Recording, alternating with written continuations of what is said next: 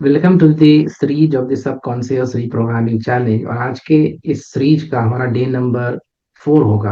हम लोग डे 3 तक डिस्कस किए थे, आज हम लोग डे 4 पर हम लोगों का सीरीज है, सेशन है।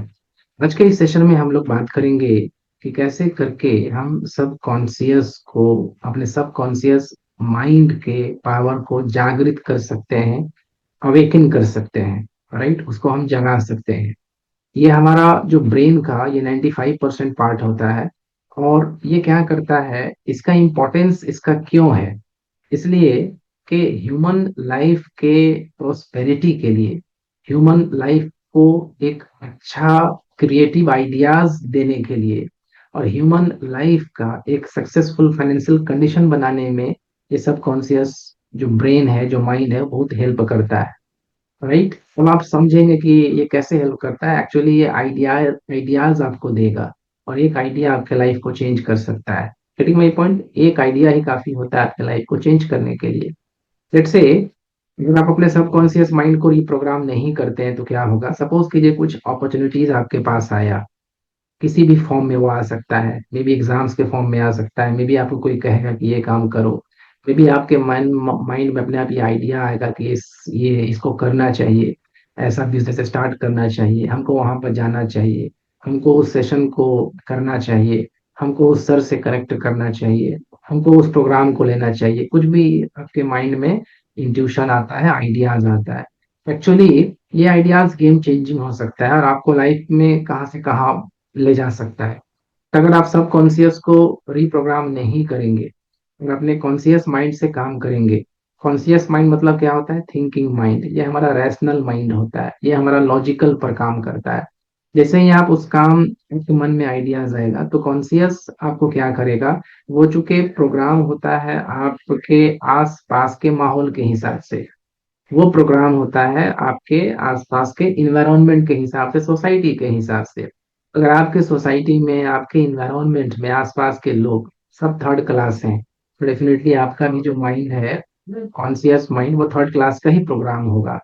आसपास के जितने भी लोग होते हैं उनका ये बिलीफ है कि कोई भी अच्छा काम करने से अच्छा है कि पैसा को बचा करके रखो बैंक में, उसको सेव करके रखो, उसको इन्वेस्ट मत करो, बाद में काम आएगा। अगर वैसा बिलीफ है तो डेफिनेटली आपका भी वैसा कचड़ा बिलीफ हो जाएगा।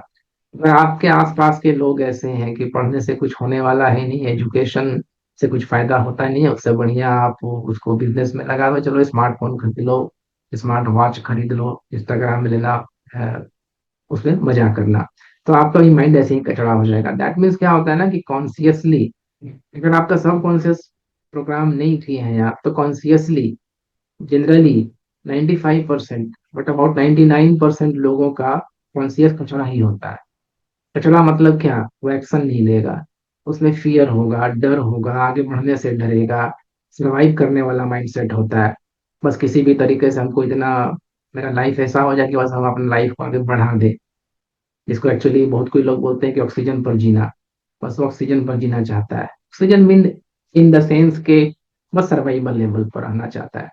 तो जब आप कॉन्शियस लेवल पर काम करेंगे तो लाइफ में फिर क्या होगा कि आप किसी भी आइडियाज को, किसी भी अपॉर्चुनिटीज को ग्रैब नहीं करेंगे। और देन अल्टीमेटली क्या होगा कि आपका आगे बढ़ना, और आपको लाइफ में एक्स्ट्रा अचीव कर पाना या फिर नामुमकिन हो जाएगा। इसीलिए सबकॉन्शियस को क्या किया जाता है, सबकॉन्शियस को रिप्रोग्राम किया जाता है। क्यों करते हैं? इसलिए करते हैं कि जब वो अपॉर्चुनिटीज आए तो मेरा कॉन्शियस शट डाउन हो, सब कॉन्शियस क्या हो कि हमको हमको सजेस्ट करे और वो रन करना चालू कर दे। Getting my point? तो प्रोग्रामिंग का मतलब क्या है? प्रोग्रामिंग का मतलब क्या है कि आप उसको इस तरह से ट्रेन करें कि वो आपको मजबूर कर दे उस अपॉर्चुनिटी को ग्रैब करने के लिए। ये, इसको आप जैसे ही शट होगा तो ये वाला ऑन हो जाएगा। Getting my point? ये शट डाउन रहता है तो ये ऑन रहता है। तो ट्रेन ऐसा करना है कि आपका इतना ज्यादा आपके लाइफ में, आप इस तरह से इसको इसको रिप्रोग्राम करें कि जब कोई चीज, ऐसा चीज जो आपके लाइफ को चेंज कर सकता है, 360 डिग्री कन्वर्ट कर सकता है, तो ये शट डाउन हो जाए, लॉजिकल ब्रेन शट डाउन हो जाए, और आप एक्शन ले ले with the help of this brain. Right? आप बोलिएगा सर थोड़ा बात समझ में नहीं आया। आप क्या कीजिए ना, कि कभी इसको सिंपल एग्जांपल से अच्छे समझिएगा। आप कंटिन्यूअसली कोई स्लोगन हो, कोई कोई पोइट्री हो या कोई पोयम हो, आप रटते होंगे, बचपन में रटे होंगे उसको आप। ठीक है, आप उसको कंटिन्यूअसली 30 दिन तक पढ़िए। जब हम 30 दिन तक पढ़ते हैं तो फिर क्या होगा, वो बाई रिपीटेशन सबकॉन्शियस में जाता है। और फिर आप बोलना शुरू कीजिए, एक लाइन के बाद दूसरा लाइन, दूसरा के बाद तीसरा, तीसरा के बाद चौथा। फिर कोई पॉइंट सबकॉन्शियस से अपने आप निकलेगा। सबको लगेगा कि हम उसको याद कर लिए, हम उसको रट लिए। ये होता कैसे है, जब हम उसको बोलते हैं ऑटोमेटिक वो आउटपुट जो होता है हमारा, जो हम बोलते हैं तो हमको जो जो याद रहता है वो सबकॉन्शियस उसको बाहर निकालते रहता है। यहाँ पर अगर आप ये ब्रेन लगा देंगे, लॉजिकल लगा दिए, बट एक्चुअली जो हम किसी चीज को जब हम बोलते हैं तो बस हम फटाफट वो उसको आउटपुट, ऐसे आउटपुट जो भी रटे हैं बस बाहर निकलते जाता है। तो आपको खुद भी ताज्जुब होगा कि एक्चुअली बाहर निकल कैसे रहा है। तो होता क्या है कि ये शट डाउन हो जाता है, ये शट डाउन हो गया और बस ये काम करता है। प्रोग्रामिंग में ऐसे ही किया जाता है कि इम्पोर्टेंट, जब लाइफ चेंजिंग जो पॉइंट होता है वहां पर ये शट हो और ये हमारा क्या हो, ऑन हो जाए। ठीक है, सचिन तेंदुलकर, विराट कोहली और भी बहुत सारे क्रिकेटर हो, परफॉर्मर हो, स्पीकर हो, ये चीज को यूज करते हैं। जब बैटिंग कर रहे हैं, सपोज कर रहे हैं सामने ब्रेडली का बॉलर है, अब सचिन यहाँ बैटिंग कर रहा है, तब वो नहीं देखता है कि कितना स्पीड से बॉल आ रहा है, कि आउटसाइड जो बॉल है वो किस तरह से स्विम करेगा। बस क्या करता है वो, अपने माइंड को बार बार ट्रेन करता है कि हमको उस बॉल को बाउंड्री के बाहर बाहर पहुंचाना है। ये ब्रेन शट हो जाता है, कॉन्शियस शट हो जाता है और सब कॉन्शियस एक्टिव हो जाता है। तो वो क्या करता है, इस तरह से ट्रेंड है कि वो क्या होगा कि जैसे ही ये सब कॉन्शियस स्पीक करेगा कि इस बॉल को हम बाउंड्री के बाहर भेज सकते हैं, देन क्या होगा कि वो बैट को उस तरह से चला देगा। तो ये कवर ड्राइव हुआ, ये स्ट्राइट स्ट्रेट ड्राइव हुआ, फिर आपको टच शॉट मारना हुआ, ये सब क्या होता है, ये सब कॉन्शियसली हो जाता है ये सब। बस उसको ट्रेन किया जाता है बाय विजुअलाइजेशन और बाय रेगुलर एफर्ट। इसमें हार्ड वर्किंग है ये। ठीक है, it is not a cup of T, hard work है इसमें, करना पड़ता है हार्ड वर्क। तो बाय द वे इसमें ये पावर है। दैट मीन्स आप सब कॉन्शियस से अपने लाइफ को कहाँ से कहाँ पहुंचा सकते हैं, नेक्स्ट लेवल पर ले जा सकते हैं। अदरवाइज अगर आप कॉन्शियसली काम कीजिएगा तो लाइफ में आपके सब कुछ होने वाला नहीं है, आप सर्वाइव कीजिएगा, ऑक्सीजन लेवल पर ही आपका लाइफ चलेगा। That's a clear thing.